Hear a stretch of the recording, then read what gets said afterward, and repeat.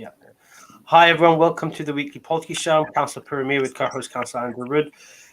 In this show, we've got Jahid Ahmed, a former Essex cricketer, who came on the record to talk about his experience of facing racism and discrimination in cricket following Azam Rafiq's testimony. So we're going to have two sections. The first section, we're just going to talk to Jahid about his experience um, of playing cricket and some of the issues that he faced. And then after the break, we're going to go into a section where we talk about what can local authorities like Tower Hamlets Council do to get to help people overcome these barriers and get people playing sports. So Jahid used to be part of the Sport Foundation here, and which got closed down in 2018. So we'll talk about that because when it comes to rising issues of ASB and crime in the area, a lot of people do talk about there's nothing to do. Young people have nothing else to do. That's the first half, and then after the break, we're going to discuss the sewage issues on the Isle of Dog, Salva Tower. I know Andrews had a meeting about it, and could point to possible other issues on the island.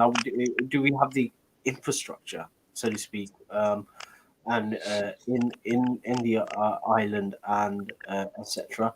And then after the break, talking about infrastructure in the island, well, we're going to talk about the new school at Canary Wharf and the new bidder, the successful bidder. So we're going to talk about that on the process. So we're going to go straight to the break. After the break, we're going to go straight into an interview with our interview with Jahid Ahmed, a former Essex cricketer who came on the record talk about his experience of facing discrimination and racism in the game of cricket.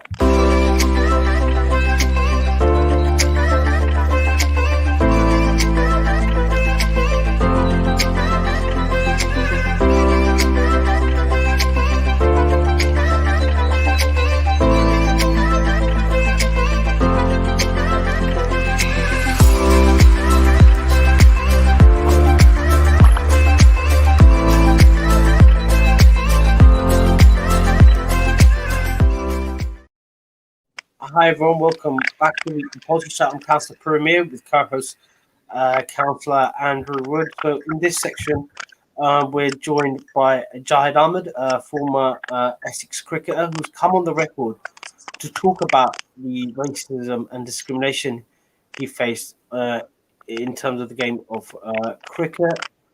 Don't know where that sound is coming from, but we'll persevere.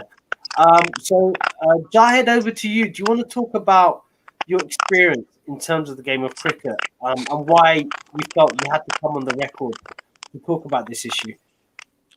Yeah, of course. Yeah, thanks for having me first. I mean, it all started when I was playing cricket at the young age, really. I think at the age of 15, when I was playing for Burnham and Crouch in Essex.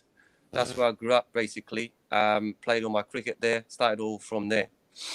First time I think I faced racism when I was 15, 16 years old. Playing for Burnham and Crouch against one of the oppositions. And we used to get called words like Packy straight away. So that's when I first sort of experienced it. And obviously, that time when you're young, you just sort of try to ignore it and just carry on playing with the cricket. It's sad, of course. Got at the age of 15, you're facing racism. It's hard enough as it is, and you want to, you want to perform, play cricket, and then you hear racism, slurs. So obviously, that's when I first sort of faced it. I was quite lucky enough because I was quite good at cricket. So I was managed to get myself trialling for Essex at the age of 16, trialling for under 17.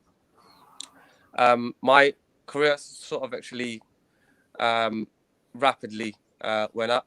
I managed to get myself an academy contract.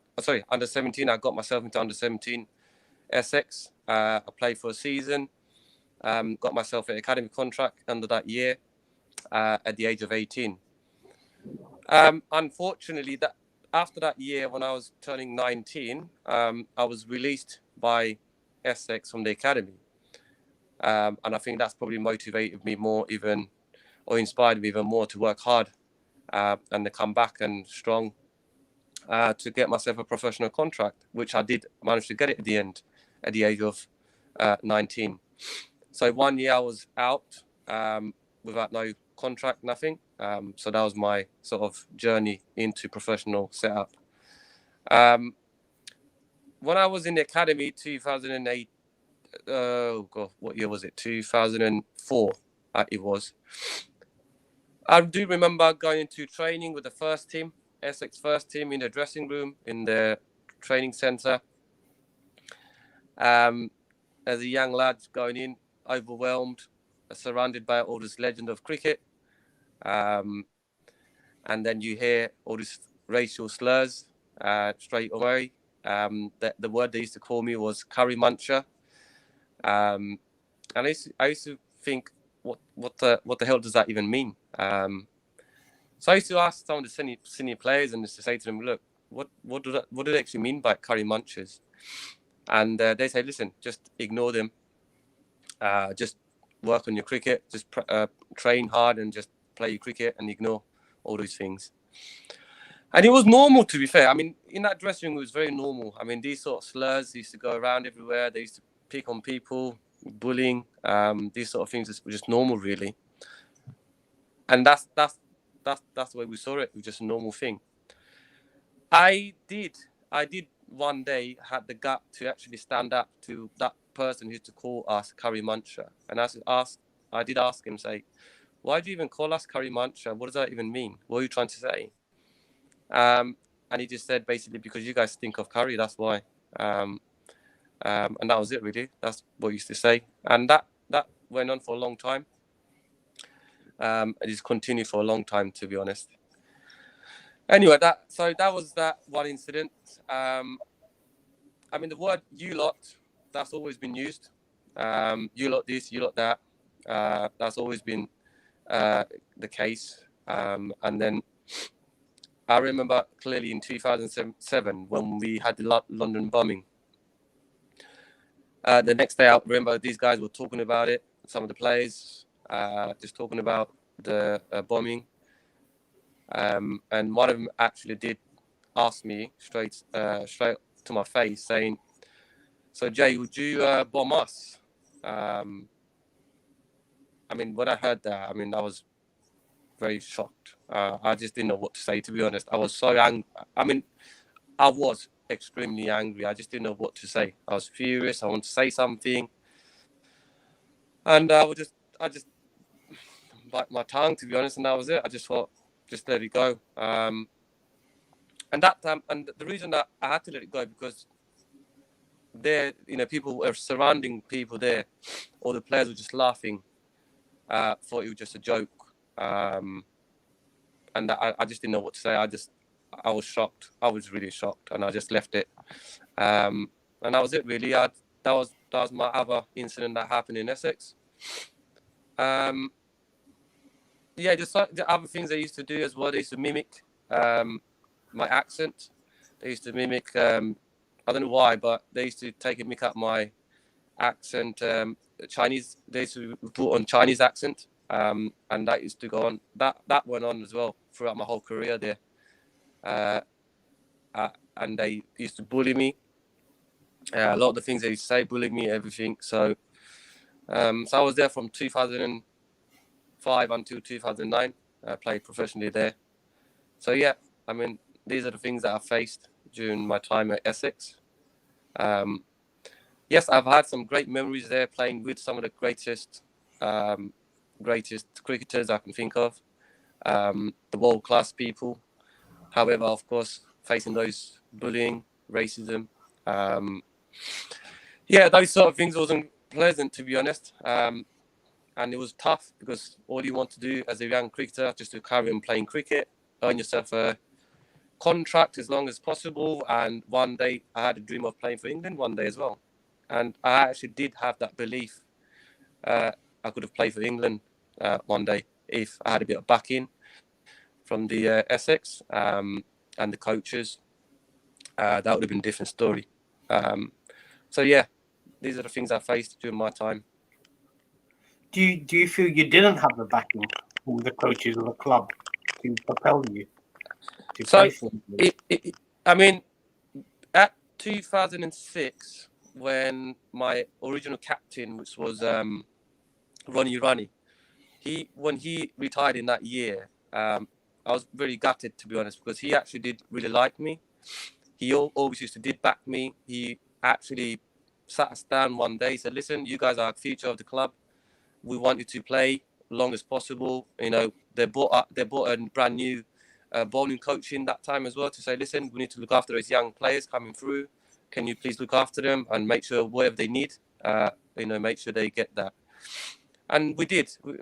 It was good timing until then, until he retired. And then obviously, since he retired, everything started to fall apart for us. I'm not just talking about me. There's two other black players. Their career sort of went towards the end of the career, basically. So that from then, it was just everything just didn't go anywhere. I was never had any opportunities to play, and even if when I did get a chance to play, I always performed for the first team. I always did. I was more than good enough to play in that level. I mean, I always performed. I mean, if you look at my records as well when I played. I mean, look, 2005, I played against Australian, the Ashes team in 2005, and that's before my contract. I didn't have a contract then. I made my debut against that team, and I mean that's a great achievement. So I wasn't just a clown who just turned up and playing cricket. I was actually quite decent, to be fair. And it's a shame that I just never had any sort of backing and sort of from the coaches, and never had that sort of backing, unfortunately. So yeah, that was my end of career in 2009. So when we all listened to Azim Rafiq's testimony, and you saw the outgoing care of Yorkshire cricket, saying these are not just simple, these are not one-off incidences. There's a pattern of behaviour. It's institutional. A lot of people will be skeptical, saying, "Really, is it institutional in an issue like sport, for example, where you want the best players coming through?" A lot of people will be skeptical, looking at the England team, looking at all the ethnic minority players that have come through to the England team. What would your answer be to that, Jahid? To that kind of skeptical questioning? We're talking about institutional racism. I mean, if you look recently, when one of the Essex chairman who got done for calling the N word, I mean that just sums it up for you, really. And that was only recently, 2017 or 2018. These sort of things, the institutional racism that goes on everywhere, to be honest. I mean, we're talking about from playing time to your even now coaching. If when I want to coach, same thing. There's a certain level that we get to. Unfortunately, we can't go any further than that. So it's always the opportunities that we don't get to achieve our goals and aims that we want to get to. We go to a certain level, and that's it. You're stopped. And in that is institutional racism. I mean, a lot of people say there isn't any. I mean, that is a lot of rubbish people talk about. We see that every day. And we're just not talking about sports here, by the way. We are talking about in educational system as well. With any people that work in any sectors, you always get that institutional racism. I work in schools every day. I go around a lot of the senior leaders, even they say, whenever let's say, for example, Tower Hamlets or Greenwich or Lewisham even, the majority of the people are middle class white people dominated in the senior leaders. You hardly see any sort of ethnic minorities people are in that leadership, and that's always been the case. I've seen that all my years, to be honest. Even now, like I said, I'm coaching. I had a chance to go and do some work with Kent Cricket Club as well. Again, that's a professional setup, working with the age groups. Again, you got to a certain level, and that's it. You just don't go any further than that. And I've seen that. I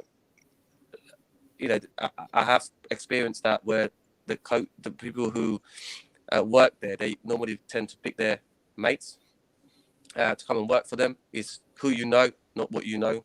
That's that sort of thing, basically. And I've experienced that all my life, to be honest. And this is why I love what I do right now. I want to give anything to the young kids that are coming through the system, making sure they don't experience these sort of things that we face, make sure they have a voice. That's the reason why I came out and spoke in the mainstream media, make that awareness. So make sure we don't get that kind of experience that we've had in my time, basically.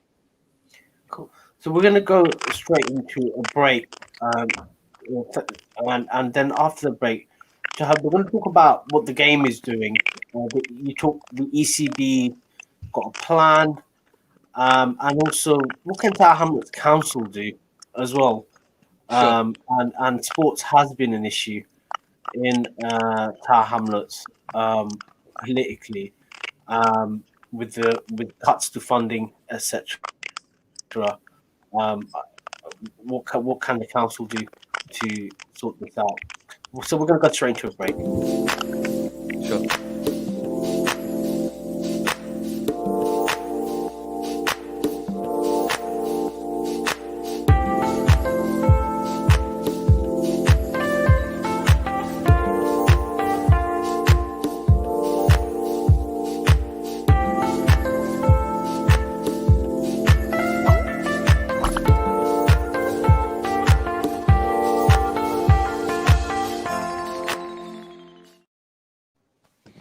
Hi everyone, welcome back to the weekly Potty Chat Council Premier with Councillor Andrew Wood. So in this section, we're joined by Jahid Ahmed, a former Essex cricketer who talked about his experience facing racism and discrimination in the game, and his personal experience of being held back.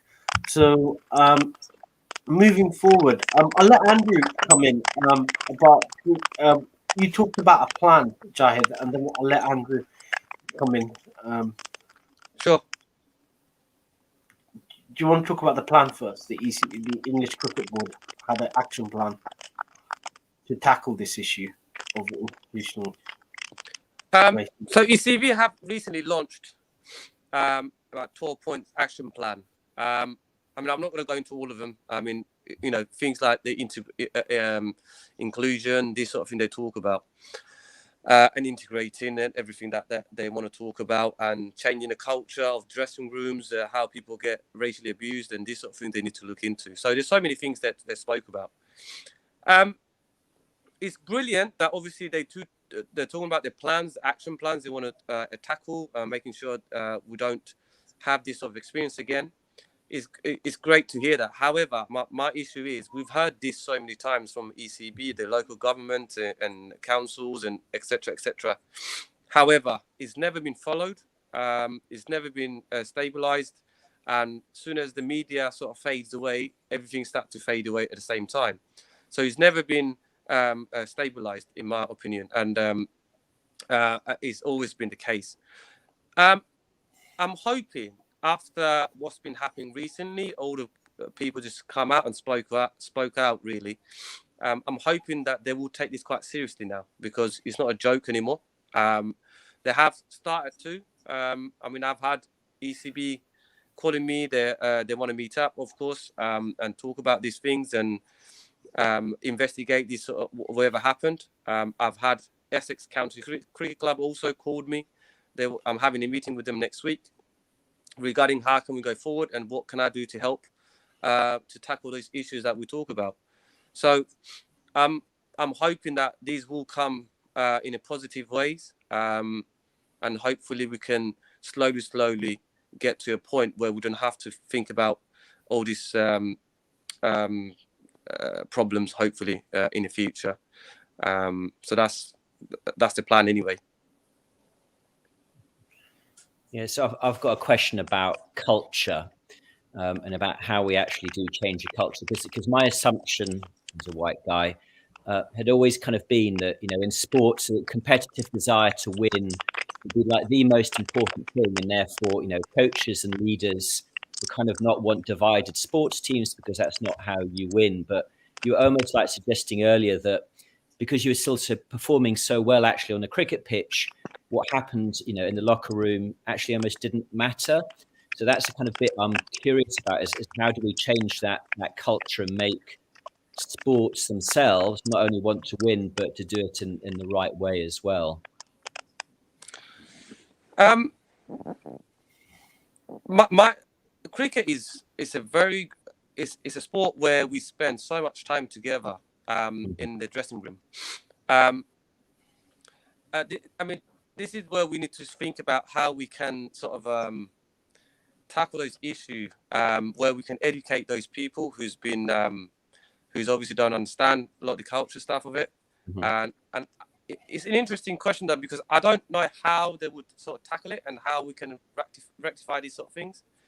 I mean, the best way for me is obviously clearly what ECB they need to do, obviously educate those people. And they have done that already. They started slowly. They started this Derbyshire Academy Cricket Club. They already had a sort of educational thing where they came in for a few hours where they spoke about integration, talking about other people, cultures, religion, these sort of things they spoke about. So they're already delivering those educational programs already. So that's very good to see they're already tackling these issues. And that's the best. That's also one way of obviously tackling these issues that we're talking about. There's so many things that we need to obviously look into how we can tackle these issues. To be honest, I mean, we just have to wait and just see basically how ECB can take these actions on, and how long can they hold on to it. Basically, I think that we'll have to wait and see. I'm afraid. Until then, we just have to all of us work together and see what we can do, really. Yeah, because I think a part of it is also kind of education about, you know, what is acceptable and what's not acceptable, because, you know, there are the, you know, areas of life where, you know, sort of kind of locker room type behavior is kind of very dominant, especially in a kind of all male environments as well. And I think it's kind of educating people that, you know, what your peers used to do is just no longer acceptable anymore in certain words. I mean, we all know the N word, for example, not to use that. But I think there are other words out there as well where, you know, other people sort of think, oh, it's okay, it's a bit of banter, and it's not, including some of the words that you used earlier. Yeah, that's correct. Exactly. I mean, look, there's a point you get to where you can't cross the line. There is of course, I mean, when you play sports, people do joke about. They obviously, you know, taking the mick at each other. I mean, that's fine. I mean, of course, that's what you do in sports. However, there is a line. There's a limit. There's certain level you get to, you can't go across the line. So when you start talking about your personal personal things like religion, your personal things, they start talking about things and bullying. I mean, these sort of things it can't be accepted, I'm afraid. And it's a certain thing they can say on that. So I'm hoping those when they educate these people, of course, that will obviously overcome these issues that we're talking about. I mean, growing up my days, I've never had any sort of educational side of it where they spoke about integration and how we can accept people who they are. I mean, we've never had this sort of stuff. Ashley Giles recently spoke on the Sky Sports as well. He's 30 years he's been involved in this game. He's never had a single session where they spoke about these matters at all. So all these years, like I said, we always talk about it, how we're going to do this, we're going to do that, but they never ever actually do it. There's no action. It's all mouth, I'm afraid, and that's always been the case. Yeah. No, because these are, also difficult subjects as well. It can be quite personal. And those are the kind of things that we as humans, we tend to avoid. And it's interesting that moving on slightly, so the British Army are kind of going through, I think, a kind of similar process. And the new Chief of General Defence Staff yesterday put out a video saying about how the army needs to change. And he talked about moral courage, and so saying that we need to have more moral courage. And that was one of the problems with the British Army, is that not enough, they had physical courage, fighting the enemy, but not enough moral courage to look at themselves about how they operated. And I thought that actually was a very good point about we all need to be more morally courageous and actually talk about this stuff as well. Jad, moving on. What can? Sorry, go on. Come in. Hello. Yeah, we can hear you. Go ahead. Just, can you hear us? No, no. Can you hear us? Oh gosh, I think Can you hear us? I think it's got poor internet connection. Hello. Yeah, we can hear you. Just go ahead and speak. I think it's broken at his end. We'll just wait for Jahid to come back. But Andrew, what can? Oh, he's gone now. Well, where does say our role as councillors or Tower Hamlets Council come into these kind of issues, which these sort of like? Well, I mean, actually, sort of thinking about it, being a council, I'm not sure we've actually talked about some of this stuff properly either. Both internally and also public-facing meetings either. So, we know certain things you shouldn't say, but nobody's ever told us what not to say, kind of as an example. So we have training on lots of other things, but not necessarily on some of this stuff. Anyway. But Jahid, can you hear us now? We can't hear you. Sorry, I got cut out there. Sorry. Okay. Yeah. Sorry, Puru, you go. No, Jahid, you wanted to say something. Do you want to say it before you got cut off? Sorry, I've just completely lost what Andrew was saying there because I just cut out of the line there. Sorry, I apologize. Okay. You're talking about the educational side of how we can tackle these issues, yeah.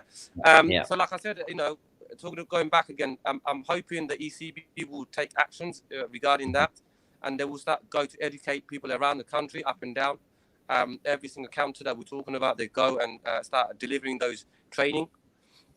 How we can accept people from any different different background, religion, ethnicity, anything, with my gender, same thing. We need to start accepting those things. It's 21st century. People need to start realizing this. We can't be making those remarks anymore. We need to move on. It's enough is enough, basically. We can't be carry on doing these things, this sort of behavior anymore. We need to move on. And again, all of us have the part to play in this as well. We're not about just minority people. We're not about anything else. Everyone needs to work together, making sure that we tackle those issues. So if someone do make those racial slurs, it's our job to make sure we pull up on them and talk to them about it. Make sure we educate them so they understand it. And instead of just brushing it under the table, under the carpet, we can't be doing that anymore. I mean, it's 21st century, like I said. We need to move on. Has the ECB set any targets, Jahid, to the English Cricket Board in terms of the action plan? Have they set dates, targets, time? Yeah, there are dates. I mean, look, I can't tell you exactly what dates they are. I think they have set certain. Sorry, we can't hear you. Oh, you've muted yourself. Yeah. Yeah. So they have set certain dates for certain action plans, which obviously be reviewed, and they're going to be obviously tackling those issues within that time limit. Some of them sounds to me is quite unrealistic, so I don't know how they're going to do it. But like I said, we'll have to wait and see what they do really. Well, Jahid, thanks for coming on this show, and it's really brave of you to talk about your experience. And we look forward to hearing more from you in regard to this action plan, and also what we can do as local councillors and as a council as well to assist in getting more talented people from all backgrounds into sport and for them to excel in sport, because we all win that way.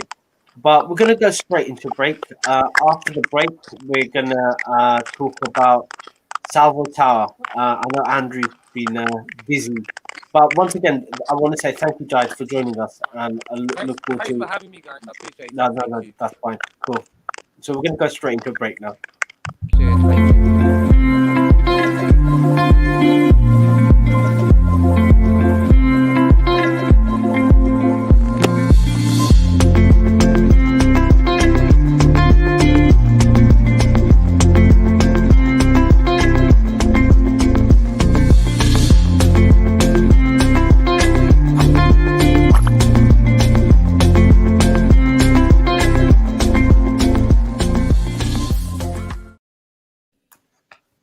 Hi everyone, welcome back to the Weekly Policy Show. I'm Councillor Puru with co-host Councillor Andrew Wood on Relax Radio. So in this section, we've got about Salvo Tower. So Andrew, tell us more about what's happening. I always get these Facebook alerts because I'm a member of your group, like Salvo Tower update, etc.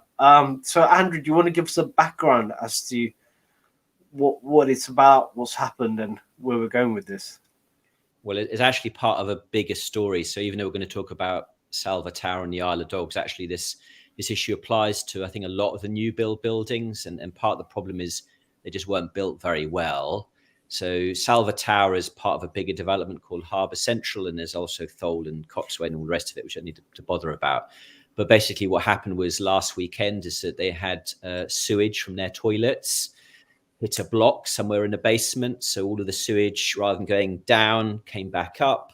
So basically people were wading through the contents of their toilets, basically. And it was as yuck as it sounds.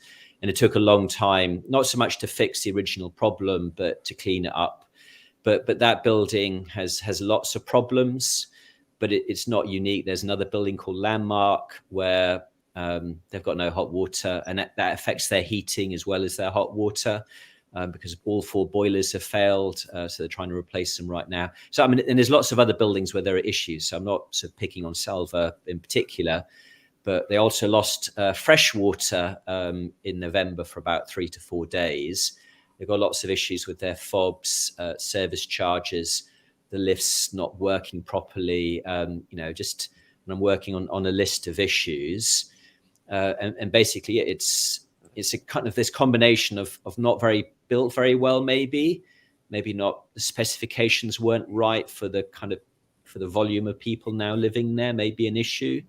Also issues with about, maybe the blockage was caused by wet wipes, we don't know. But also because it is managed by a housing association. When this happened on a Saturday, there was some other major event happening in London, so they got distracted. So their response wasn't very great. They didn't do a written, they didn't provide anything in writing, an update until the following day on Sunday. And then we had a Zoom call a couple of days ago with residents, which Councillor Kirsten Perry and I organised, and we had 62 people on that call, which, given how short notice this was, I thought was very interesting. And I just had a message a few minutes ago from somebody in one of the other buildings of saying all the problems that they've got. So the problem really is how do we sort of manage these really complex buildings? And then so if we do have a problem, they're fixed quickly. And how do we avoid, actually quite simple things from, not causing issues. So for example, lifts were out because of the sewage. And then it turned out when people went up to walking up 10 flights of stairs, when they tried to get onto their floor, it turned out their key fobs wouldn't allow them access. So they're having to hammer on the door to try and get one of their neighbours to come out to open the stairwell door to let them in. So it was just a mess. And then, people are paying quite a lot of money for these. I mean, these are affordable homes, but these are not necessarily cheap in terms of rent and service charges. So people feel they're paying a lot of money and not getting a lot of service. And I think it's an issue that we don't spend anywhere near enough time and attention kind of looking at about how we manage these buildings. but does Tower Hamlets Council have the toolkit to? I've come across people I've always talked about. We're approving planning permissions that you can't actually really build on. They're not feasible. And then in terms of building control, a lot of things are missed as well. And someone made this point that is it we just got one single planning enforcement officer, or if to cover the entire borough, with the kind of level of developments that they are, and it's complexity. So you got like people building, still like converting their attic to these complex towers, and you got the same department dealing with them. So I mean, there was a Labour councillor called Dave Chesterton between 2014 and 2018. He actually wrote a scrutiny paper about some of these issues. That was more about the durability, that if you sort of hit the wall, you'd be able to punch it through because the walls were so thin in the stairwells. But also doors have, nearly all of these buildings, the doors don't work for a variety of reasons. But that never really got picked up and followed through. And the council have done lots of quite detailed documents, but they don't really deal with how these buildings work on a day-to-day basis. And all of the attention is kind of focused on fire safety, in my view as well. If we have unsafe, fire safe buildings, which is like the most important thing, imagine how they did on the simple things like how the plumbing system works and the lift system works. If they couldn't get the fire safety right, they weren't going to get all of this other stuff right as well. And I did read a few days ago about there's a building about 10 years old. There were so many problems, they've decided to demolish it. And that's kind of one of my worries, is that some of these buildings won't last that long. Yeah, it'll become too expensive to fix all of these issues. Better just to knock it down and rebuild it. I've come across these new builds in my ward, where they got simple things like the air circulation. So there's no circulation, so you got people passing out in the summer, because they just, and for me, I think that the basic building regs on the basic requirements, and I'm just thinking, why aren't these things picked up? And the ownership is complex as well, in the sense who's responsible for what, and it just seems like we haven't thought through a strategy. No one knows who's responsible for it.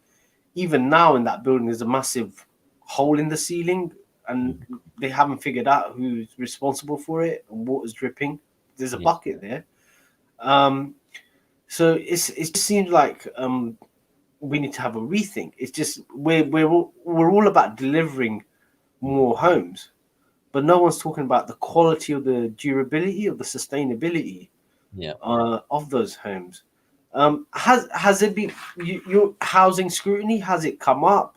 And what's the response from the administration? Because it seems like, we do generate a lot of money through these. The planning department does generate a lot of income for the council. It just seems like none of it's been invested back, it seems. No, so I mean, I think part of the problem is the council, they don't know, unless they read the Facebook group, they're not going to know about this, and their argument would be, well, it's nothing to do with us. It's Notting Hill Genesis, or maybe Galliard who sort of built it. But my view is that we're not paying enough attention to these issues, and it then causes downstream lots of problems and health issues as well for some of the people. And like when they lost fresh water, I did in that case, a councillor were involved, because I sort of told the adult social care team, are you aware? Did anybody tell you that a lot of the residents the residents don't have any access to water at all, fresh water? And the council said, well, no, nobody ever, nobody had told us this until you told us. And that was 3 or 4 days without fresh water, unless you went down, to a shop and bought some water, and were lucky enough to have somebody do that for you. So I don't think that the council kind of sees the full picture, or sees it and has any direct responsibility. But, this, again, a bit like fire safety, because we're building so many new apartments, we're probably seeing more of these problems than anybody else at this moment in time. And it's an opportunity to take a leadership role in some of this stuff, assemble the evidence, just read my Facebook group. You probably collect a lot of evidence already, pull it together, and then go talk to government and sort of say, look, are you aware of all of these problems and issues? And there is a role where we could maybe change building regs or some of the other things that we could we could do. I mean, a good example would be, you know, all of these doors keep failing. And one of the reasons is the doors are meant to be tenure blinds. So from the outside, they should look the same for the private, but there's no concierge, and there's a lot more sort of people going through those doors than on the private side. And sometimes there's also an issue. The private ones will have electric openers, and the social and affordable housing sort of poor doors don't, and therefore the doors are under a lot more pressure and stress, and they tend to break. But there's no concierge around to kind of make sure they're fixed, and then they're propped open, so they're not secure. So then packages kind of get sold. So it must be possible to buy a design of door that will work, that can deal with, you know, constant opening, closing, and, you know, all of the, you know, life wear and tear that these doors get, and then sort of say to all of the housing associations and developers, make sure it's that design of door that you're fitting to these things.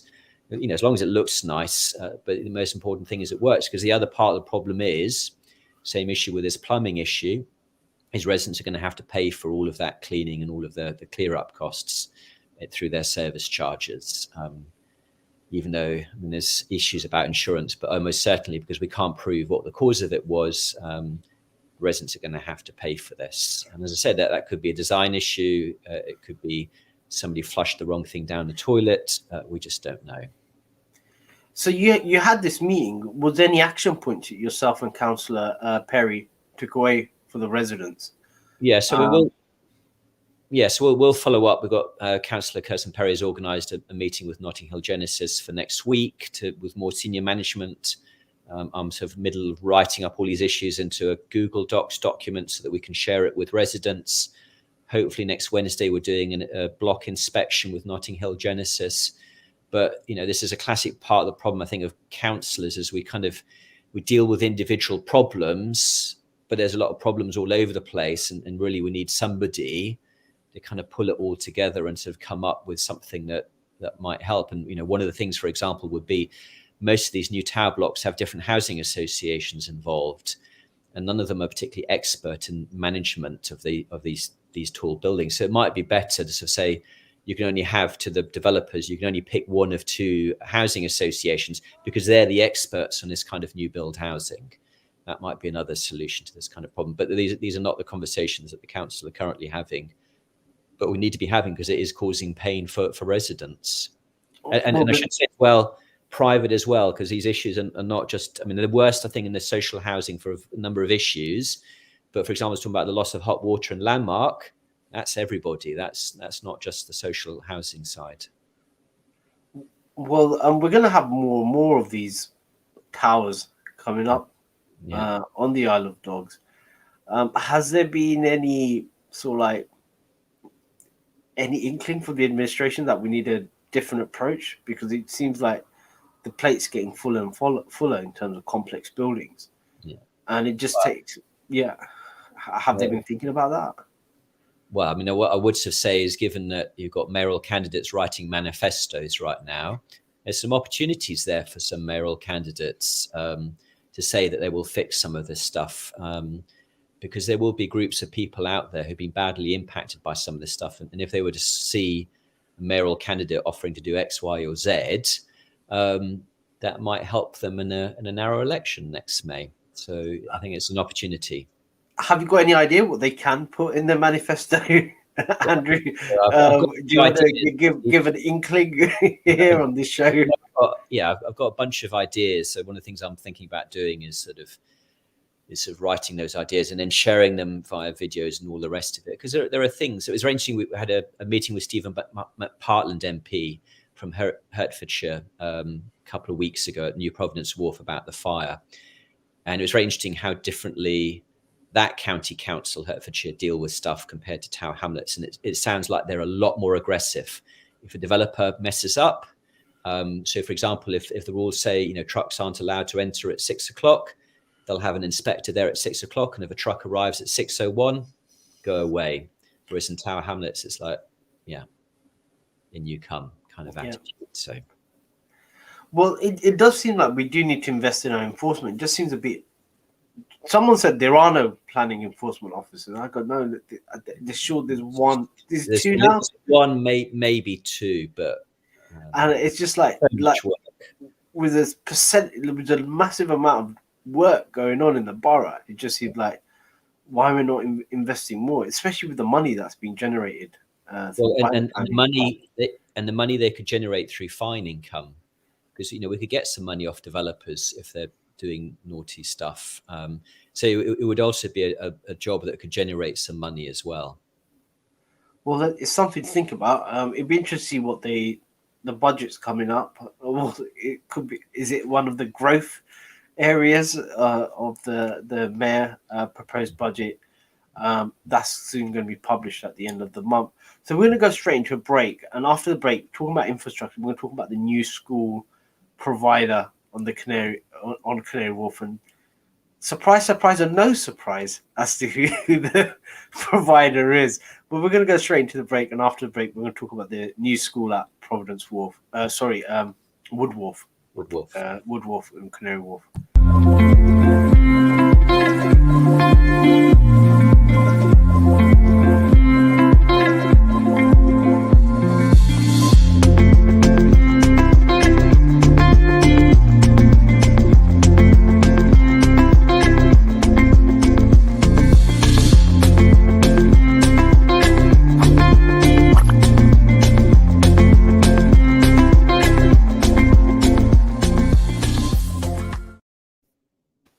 Hi everyone, welcome back to the Weekly Pod Show. I'm Councillor Puru with co-host Councillor Andrew Wood on Relax Radio. So in this final section, talking about infrastructure with a focus on the island, we're going to talk about the new school chosen provider for the new school at Wood Wharf. So Wood Wharf is this massive development. It's sort of like Canary Wharf moving away from business to more residential. With the school, there was a vision once from the CEO of the Canary Wharf Group where they envisaged running schools themselves, but in a speech, but that didn't happen this time. So they had to go to a competitive bidding process, and surprise, or no surprise, it's the Mulberry Trust. So Andrew, were you surprised that the Mulberry Trust was chosen for this new school? Probably not, because they are definitely a preferred partner, both of Tower Hamlets Council and the Regional Schools Commissioner. So the Regional Schools Commissioner is a kind of civil servant appointed by the Department of Education to overlook academy schools in kind of like East London and Essex areas. But this is not just about Isle of Dogs or about this school. It's actually the first time in 11 years that Tower Hamlets Council has itself opened a brand new school, because in the last 11 years, any new school that's been set up has been a free school through the Department of Education. And so what has happened is a council have finally decided to set up their own school. And the way the process works is that they, in effect, launch a competition. They kind of say where the school should be, Wood Wharf, what kind of school, primary, what the size should be, in this case, 2-form primary entry. They can also sort of set like ethos and kind of not say exactly how the school should operate, but they can certainly kind of say this is the kind of school that we're looking for. They then launch a competition, which is what happened in May of this year. And then any school provider that's listed on the Department of Education as a free school provider can then bid. And I subsequently learned, but not from the council, that 12 organisations did bid for this new primary school at Wood Wharf. The whole process was completely secret, which is one of my complaints, given some scrutiny recommendations in 2017. But anyway, there was a press release a couple of weeks ago that sort of said that Mulberry Trust had opened this, will open this school, we'll be the sponsor, and it will open next September. And up till now, they've only been operating secondary schools. But interestingly enough, at Cabinet next week is a sign-off that Cannon Barnet Primary School, which is kind of Aldgate Whitechapel border, that will convert to become an academy school and will move into Mulberry Trust in February of next year. So that will be their first primary school, and their second primary school will be at the Wood Wharf site. So they're definitely a growing academy, because I think that will mean they'll have 6 schools in Tower Hamlets, I think, at that point. But the important point about this is that, you know, we hope one day to open up other new schools, and how this process works will be repeated in future schools. And I've been concerned about the secrecy of the process, the lack of involvement of local people, the fact that we don't know who these 12 bidders were, and the response of the council seems to be, oh, we're not, as councillors, we're not allowed to scrutinise this because the decision is made by the Department of Education. And it's certainly true that the Department of Education does the final sign-off, but the assumption that always is that Tower Hamlets Council will make a final recommendation. They will run the whole process and then make a recommendation to the Department of Education. And if the minister doesn't agree with us, he can override our decision. But there is no evidence that that happened here. But the council seemed to want to hide this. And it's really interesting. I've had more information from a journalist who specialises in the educational field than I've had from council officers about this process and actually what happened, which, as a member of the education scrutiny subcommittee, I find wasn't very happy with. So I wrote an email, and I'm expecting a response either later this month or January.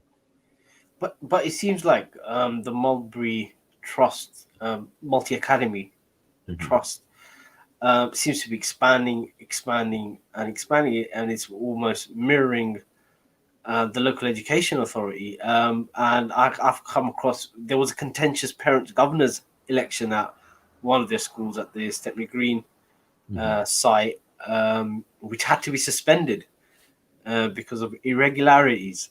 So it's very competitive, and the rumours were that senior members of the cabinet were involved in selecting or promoting certain parent governors. The winning candidate didn't even know he won. A senior councillor apparently rang him and just told him to put the application in. He didn't know what it was for, but he won by a landslide. But it's a contested election, and it was suspended. So it seems like the Mulberry Academy Trust is expanding. And how do we make these entities accountable, etc.? Especially when the council passed the motion saying they're hostile towards academies, which I remember I proposed at full council. So I think that's the reason for some of the secrecy is actually this is a free school that's being opened, and we, the council, have run that process to pick a free school operator. So I think that's one of the reasons why I think the council wanted to go under the radar, and also why they've picked Mulberry, you know, because to be fair, you know, and I'm not trying to attack Mulberry or anything, you know, they have a good reputation, and they are local, if not to this part of Tower Hamlets, because they're mainly in the west. And they do have a good reputation. There's also a Labour councillor who's also on their board of trustees as well. But this does raise, you know, a number of systemic issues. You know, do we want a local academy trust to take on more and more schools? There's some pros and there's some cons to that. Or do we want a more open environment where other trusts feel able to kind of come in? And also in the Isle of Dogs, we've got Canary Wharf College, which runs 2 primary and 1 secondary school. So they're not the same size as Mulberry, but do we want maybe 2 trusts with equal numbers of schools to be able to kind of not compete with each other, but so we're not dominated by one trust? So there's lots of issues to kind of discuss about this, including about how we actually made the selection process, which apparently was transparent, which on Twitter I said was a lie because it wasn't transparent at all. So, you know, how do we learn from this process if we're hiding how the process actually happened? But also we need transparency in terms of how the academy is operating, because Cannon Barnett Primary School, they're doing a land swap with a developer who's going to build a massive controversial tower on the corner. But give us lots of money first, though. So yeah, so which has a lot of local objections, but it's raising eyebrows to who's accountable for this land swap. Is it value for money, etc., etc.? And why is Tower Hamlets Council aiding a planning application where just before they're going to adjudicate on that same planning application? So these kind of questions have been brought to me by residents. I'm just like, it's a mystery to me as well. And do you have any ideas how we could make things much more transparent, especially in this? Well, I mean, the thing I find really annoying is in 2017 we had a scrutiny subcommittee. We looked because we knew this was going to come one day. So Councillor Julia Dockrell, who is now an MP, Member of Parliament, and now a Minister in Government. So she did this back in 2017 when she was one of Tower Hamlets' councillor. And we came up with some recommendations about how the process should work. For some reason, it wasn't until 2018 that the Cabinet responded, but they seemed to accept all of the recommendations. And, less than 3 years later, we're basically ignoring all of the recommendations made by the scrutiny subcommittee. So it also raises issues about what's the point of scrutiny and recommendations if they just get ignored, if either the council forget about it or just don't like the recommendations, because they were entirely practical. It was about, involving parents in the process. And we could have done that, online, even though during lockdown and all the rest of it, we didn't do any of that stuff. So, but I think it seems like eventually all schools are going to end up as academies in Tower Hamlets. I know, speaking to parent governors in Swanley, there is a push for Swanley Secondary School to go down the academy route, and that's being resisted by the governors, and they're not too happy about the approach by the council to this question. But if all the schools in the borough become an academy, then where is the accountability? So especially kind of but where's the accountability now? We just went through a completely secret process for selecting a school. So where's the advantage of a local authority doing this stuff? The evidence isn't there. But I used to be a school governor in Hounslow many years for a secondary school. And this is like 10 years ago, 11 years ago now. We made the decision to go down the academy's route in Hounslow because that was the right thing for us at that point in time. And in Hounslow, even 10 years ago, I think most of the secondary schools were going down the academy route. So actually, we're a little bit unusual in Tower Hamlets to still have a number of local authority secondary schools. And I know in Newham as well, there are a number of schools who are going down. Again, they're slower. They've definitely retained a lot more of their schools as local authority schools, but some of that has also started in Newham as well. And there are some practical, if you're a school governor or running a school, there are advantages to being an academy, especially if the local authority ain't doing a lot for you. So if you're a school, I can see why you'd want to become an academy. So is an indictment of the Tower Hamlets Education Partnership, would you say, that was set up to stop schools from going down the academy route? But you can still be a member of the partnership and get all of the benefits as being an academy. So it doesn't really, and in terms of some of the central services that you can buy in, again, you can buy those in from other people. So again, it doesn't make much difference. What Newham used to do, and I used to work for them years ago, was set up a new company that would then provide all of the central services like governor services and finance and HR for schools, to at least have that kind of backbone for schools, regardless of which way they wanted to go. And I thought that was very far-sighted of Newham at that point in time. This is, again, about 10 years ago that they did that. So there's things that we could do to help schools. But, if we don't do something, then I think there will be a slow but steady trend for schools to become academies. Gotcha. Well, it's a debate to it's going to become more and more an issue, and especially with the growth of the Mulberry Academy Trust, which will become, I could see it, the politics entering into the organisation and see what comes out of the sausage machine, so to speak. But we're near the end of our show. Andrew, is there anything we should watch out for in this coming week, apart from the budget? The budget is going to be just before Christmas, I believe. No, so I always enjoy Christmases as a councillor because the budget literally comes out like 2 or 3 days before Christmas. So I've actually been sad enough to spend some of my Christmas Eves in the past reading the Tower Hamlets Council budget. So if you want distraction this Christmas, keep an eye open on the council website, and you too can spend your Christmas reading the council's budget. Got you. Well, thank you, all for listening in and watching the weekly politics show. I'm Councillor Puru with co-host Councillor Andrew Wood. Thank you very much. Bye-bye.